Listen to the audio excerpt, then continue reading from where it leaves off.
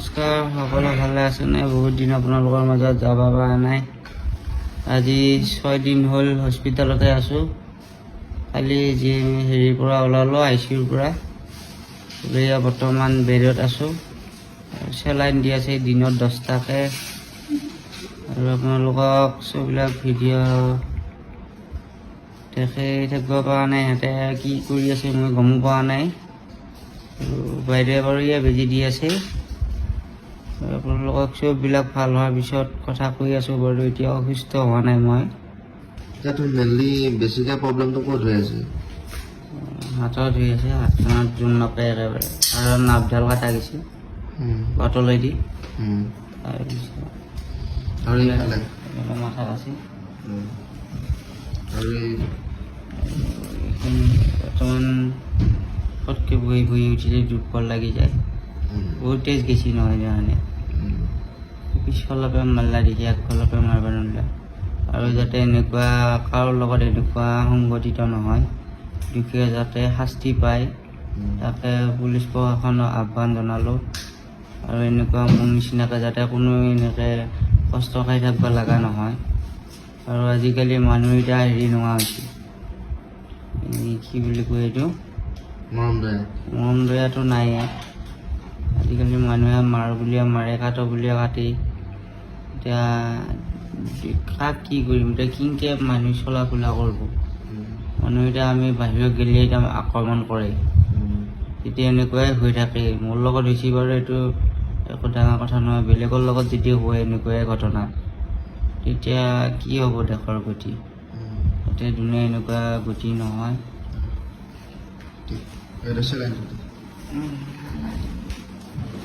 আৰু 4-5টা চেলাইন দিনত বাইদেউ 10টামান যায় নেকি?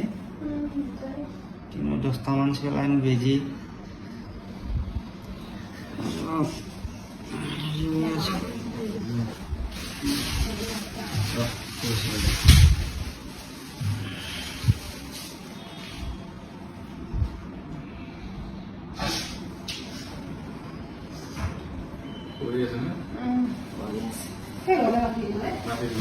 বৰ্তমান 2টা চেলাইন লাগিয়ে গ'ল ৰাতিপুৱাই গৈ।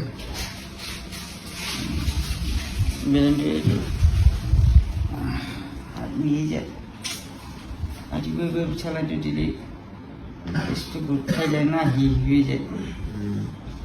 ঠাণ্ডা হৈ যায় না? বিৰাট বিষ হৈ হাতটো কালি ফুলি গৈছে। এটা ঠাইতে 10টা-12টাৰ পুৰা কাৰা বেজি দিয়ে, চেলাইন দিয়া কৈছে না। দিনটো এইটো লৈ থ'ব লগা হৈছে। অলপ বিচনালৈ ঘূৰাই পোৱা নাই। এতিয়া বাহিৰত কি হৈ আছে কি হোৱা নাই মই একো গমো পোৱা নাই। বহুতে ফোন কৰি আছে, কাৰো মেছেজ ফোনৰ ৰিপ্লাই দিব পৰা নাই। কোনো বেয়া নাপাব, ভালে থাকিলে মই আপোনালোকৰ লগত কথা পাতোঁহে। আমি মানুহৰ লগত থকা মানুহ, কিন্তু এতিয়া এনেকৈ থকা পাই মোৰে অলপ কষ্ট হৈছে। ৰাইজৰ লগত থকা মানুহ যিহেতুকে এতিয়া প্ৰগ্ৰেম আছে। আৰু এনেকুৱা গতি যাতে কাৰো লগত নহয়, তাকে দুখীয়া যাতে শাস্তি পায়, এইখিনিয়ে ক'ব লগা। আপোনালোকক ভাল হ'লে চববিলাক মই ক'ম বাৰু। যেনে ৰাতিপুৱাই আপোনালোকক সিহঁতো আছে গোটেইকেইটা। বেজি আৰম্ভ হ'ল।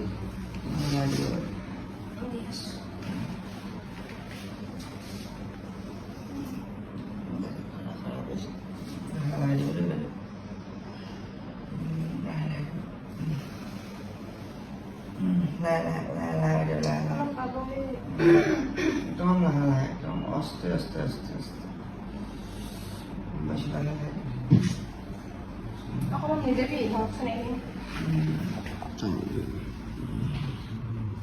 ফুলি যায় হাত।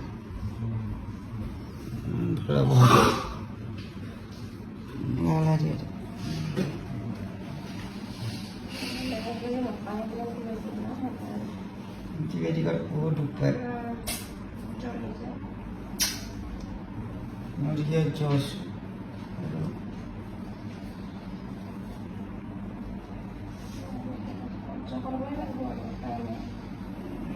বস্তু এতিয়া বেমাৰটো ভাল হ'ব। বিনা কাৰণ আছে, বিনা দেখি মানুহৰ ইমান কষ্ট হৈ থাকিব লগা হৈছে। মেডিচিন খাই থাকো পানীৰ পৰা গৈ আছে সেইকাৰণে এই হাতখনতে কালি চেঞ্জ কৰিছিলোঁ ৰাতিপুৱা চাৰ্জ কৰিলা হেৰি এইখিনিত দিছে এই শিৰতে দি আছে 10টামান ফুটা হ'ল এডাল শিৰত এইখিনি দিছে এইখিনি এতিয়া আকৌ এইখিনি দিলা হাতত এতিয়া তিনিটা আছিল আৰুতো নাই বাইদেউ হেৰি হাতত দিব লাগে তাত দিব লগা নাই চাৰে নদী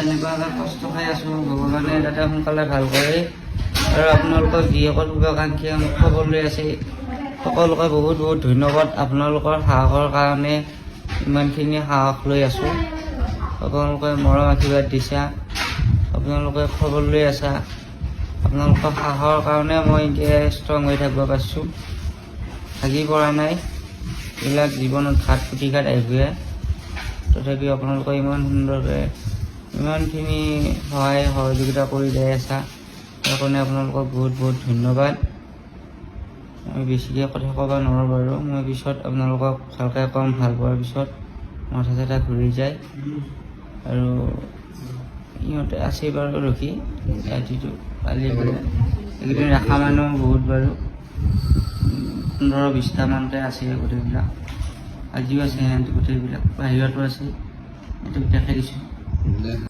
নিশ্চয় আপোনালোকে দেখিলে মইনো কি ক'ম বহুত দুখ লাগিছে যিহেতু ICUৰ পৰা দীপজ্যোতি ডেকাক বৰ্তমান উলিয়ালে আৰু বৰ্তমান এতিয়া অকণমান সুস্থ হৈছে আৰু কৈছে 10টা বেজি ল'ব লাগে দিনত আৰু এটা কথা বুজি নাপাওঁ ইমান ডাঙৰ এটা ঘটনা হৈ গ'ল এতিয়াও আৰক্ষী প্ৰশাসনৰ গা নলৰিল চাওক এয়াই মানৱতা নহয় জানো আৰক্ষী প্ৰশাসনে এতিয়াও দুখীক শাস্তি দিবলৈ পৰা নাই দুখী এতিয়া মুকলি আকাশৰ তলত আৰু গম পায়ে কোনে দীপজ্যোতি ডেকাক হত্যা কৰিবলৈ চেষ্টা কৰিছিল স্পষ্ট কথা সকলোৱে গম পাইছে বৰ্তমান কিন্তু এতিয়াও আৰক্ষী প্ৰশাসনে একো কৰিব পৰা নাই আৰক্ষী প্ৰশাসনক মই ধিক্কাৰ দিছো কিয় জানেনে আৰক্ষী প্ৰশাসনে দুখীক শাস্তি নিদিয়ে সুখীসকলক এনে শাস্তি দিয়ে দুখীসকলক শাস্তি নিদিয়ে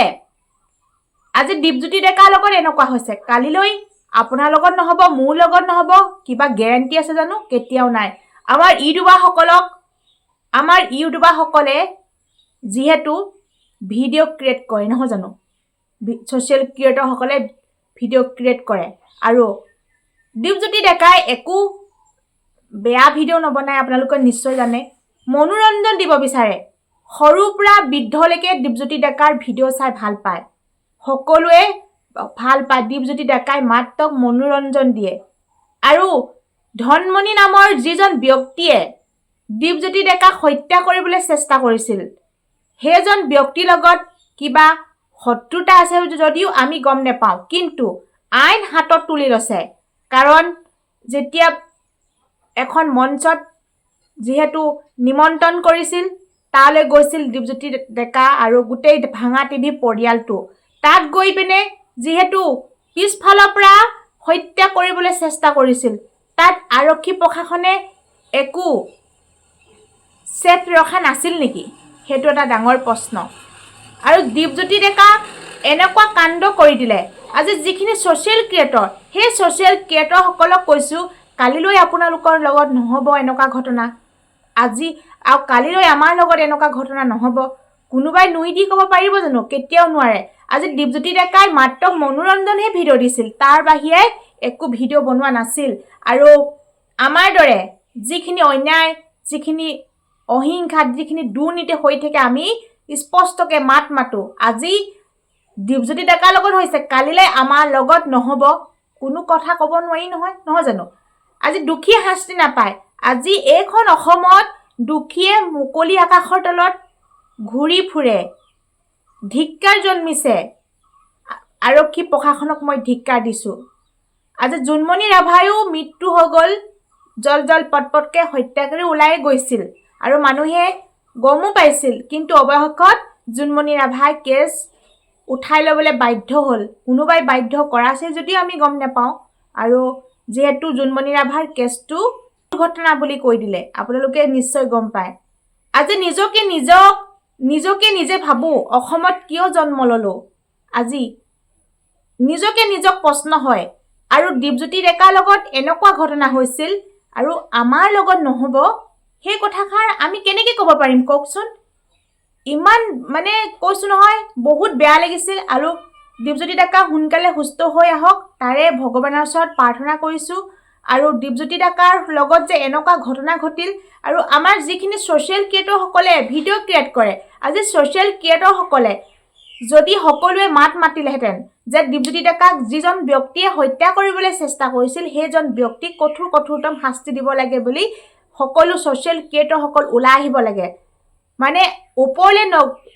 মানে ৰাইজে নখ জোকাৰিলে নৈ বয় নহয় জানো সকলো জনসাধাৰণ ওলাই আহিব লাগে এনেকুৱা ক্ষেত্ৰত মাত মাতিবলৈ আজি বিনা দুখত যদি দীপজ্যোতি ডেকাক আজি যদি পিছফালৰ পৰা মাৰি হত্যা কৰিবলৈ চেষ্টা কৰিছে আজি আপুনি মই মুকলিমূৰীয়াকৈ ঘূৰি ফুৰিবই দেখোন নোৱাৰিম নহয় জানো আজি দীপজ্যোতি ডেকাইতো একো বেয়া ভিডিঅ' বনোৱা নাই আজি বাচ্চাৰ পৰা বৃদ্ধালৈকে দীপজ্যোতি ডেকাৰ ভিডিঅ' চাই মনোৰঞ্জন পায় দুখত থাকিলে হাঁহি বিৰিঙায় তেনেকুৱা এজন ইউটিউবাৰক পিছফালৰ পৰা কৰিছে প্ৰহাৰ সেইটো বহুত ডাঙৰ ঘটনা আৰু আপোনালোকৰ লগত নহ'ব কাৰণে দীপজ্যোতি ডেকাই এইটো নিজৰ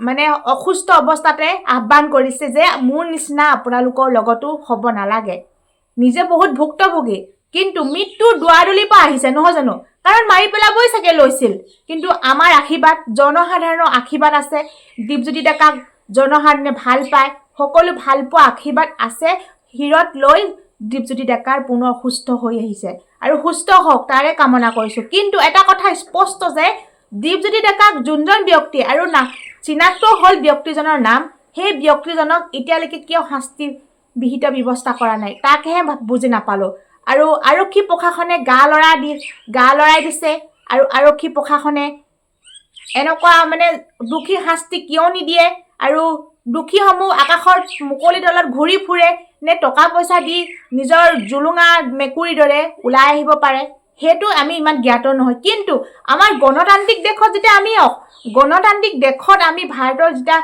স্বাধীন দেশৰ নাগৰিক বুলি আমি বহুত তেটো ফালি চিঞৰো নহয় জানো আমাৰ বাক স্বাধীনতা আছে আমি মুকলিমূৰীয়াকৈ ফুৰিব পাৰোঁ কিন্তু সেইটো জানো সঁচা আপোনালোকে কওক আমাৰ উচ্চতম ন্যায়ালয়ে ন্যায় দি থৈছে যে আমাৰ গণতান্ত্ৰিক দেশত সকলো নাগৰিকৰ বাক স্বাধীনতা আছে কিন্তু আমি বাক স্বাধীনতা আমি যদি নিজৰ মনৰ ভাৱখিনি প্ৰকাশ কৰিবলৈ গ'লেও আমাৰ গাত লাগে জগৰ আজি দীপজ্যোতি ডেকাৰ ক্ষেত্ৰত এনেকুৱা এটা অৱস্থা হ'ল সেই অৱস্থাটো কৰিলে এজন ব্যক্তিয়ে সেই ব্যক্তিজনক আজিলৈকে কিয় কঠোৰতম শাস্তি দিব পৰা নাই সেইটো এটা আমাৰ নিজৰ মনত প্ৰশ্ন নিজকে ধিক্কাৰ জন্মে আৰু পুলিচ প্ৰশাসনলৈ মোৰ ধিক্কাৰ দিছোঁ মই কাৰণ এনেকুৱা ব্যক্তিক কিয় কঠোৰতম শাস্তি দিব পৰা নাই আমাৰ অসমতো এনেকুৱা ঘটনা নতুন নহয় কিমান ঘটনা হৈ গৈছে শাহুৱেকক বোৱাৰীকে হত্যা কৰে নিজৰ স্বামীয়ে পত্নীক হত্যা কৰে কিন্তু কেইদিনমানৰ কাৰণে জেলত থাকে আৰু মুকলি আকাশৰ তলত ঘূৰি ফুৰে